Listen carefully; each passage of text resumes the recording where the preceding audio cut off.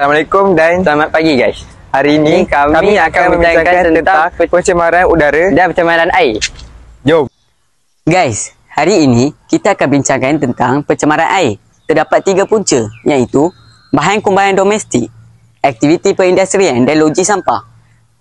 Selain itu, pencemaran udara pula berpunca daripada kilang, asap-asap kenderaan dan juga pembakaran sampah terbuka. Okey, sekarang mari kita lihat terlebih dahulu tentang pencemaran udara. Jom. Okey guys, inilah salah satu contoh pencemaran udara yang berpunca daripada asap-asap kereta dalam kawasan bandar suatu masa.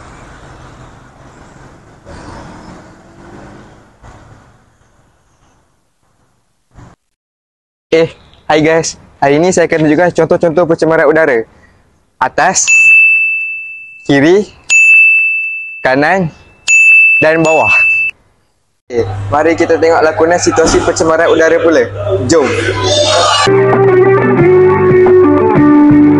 Weh, kau bosan tak? Bosan? Aku ada lighter ni. Nak buat apa dengan lighter tu? Nak bakar-bakar air. Jom.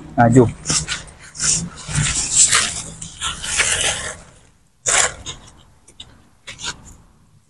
Weh, bakar cepat, bakar cepat. Cepat. Woi! Weh, lari.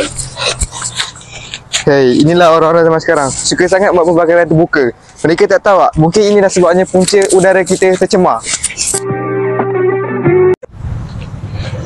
Wih, ada Kai lah nak ajak Kai isap rokok lah. Weh Kai, lama tak jumpa. Lama tak jumpa juga. Ada manis manis tak? Ada. Rokok nak? Nak? Widih. Nah, ni mahal. Mahal.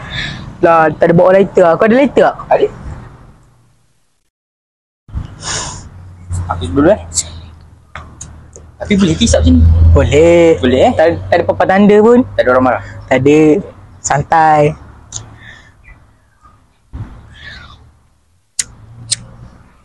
Asal rokok ni pahit Biasalah rokok mahal. Oi, kau buat apa ni? Asap rokok Kecil dia asap rokok. Kau tahu tak, asap rokok ni boleh mencemarkan udara. Kau tengok orang sebelah korang ni, terbatuk-batuk sebab asap korang. Hei korang ni. Minta lah maaf kat bang tu. Bang, kami minta maaf je. Kami janji tak buat dah. Okey, dah. Pergi buang rokok, pergi balik. Minta maaf Okey, seterusnya mari kita lihat pencemaran air pula. Jom.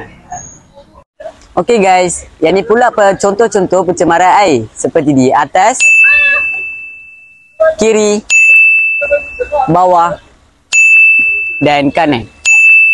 Sekarang, jom kita tengok lakonan situasi pencemaran air. Jom. Sampah ni nak buang kat mana Tu longkang, kita bongkar longkang je lah. Jom lah. Jom. Adik. Ya, Nak buat apa dik? Nak buang sampah lah. Kalau nak buang sampah, buanglah dekat tong sampah yang berdekatan. Jangan buat sini dik. Kenapa tak boleh buang sini? Sebab inilah berlakunya longkang tersumbat dan berlakunya pencemaran air. Oh, okey lah. Minta maaf lah kalau macam tu. Kita orang buang kat tong sampah Okey. Okey.